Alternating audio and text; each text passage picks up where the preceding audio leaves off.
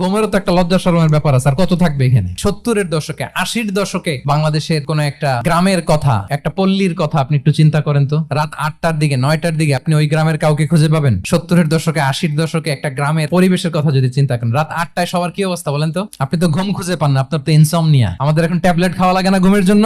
মাগরিবের আগে বা পরে ডিনার করে ফেলছে, এশার নামাজ পড়েই কি 1 জন 2 জন না, পুরো গ্রাম জামাতে ঘুম। রাত 3টার পর ওর ঘুম আসবে? আর আপনি তো ঘুমাতে যান রাত 2টায়। আর আজ থেকে 30 বছর আগে আমার বাংলাদেশের একটা গ্রামীণ পরিবেশে রাত 8টার দিকে সবাই ঘুম। আমাদের বাপ চাচারা কি করতো? ফজরের নামাজ পড়ে এক বল পান্তা ভাত খাইতো, কাঁচামরিচ দিয়ে, পোড়ামরিচ দিয়ে ভাত খেয়ে চলে যাইতো ফসল খেতে। দুপুরে আবার এক বল, খাইতে বসলেই এক বল। আমরা সারা মাসে খেতে পারি না এক বল। কি খেতো? খাওয়ার আইটেমটা দেখেন তো, কোনো ফরমালিন আছে? কোনো মেডিসিন ছিল না, একেবারে ফ্রেশ।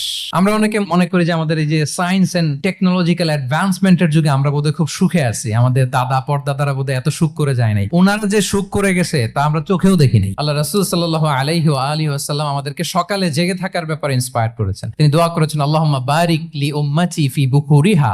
এই সময়টাতে ঘুমানো যাবে না।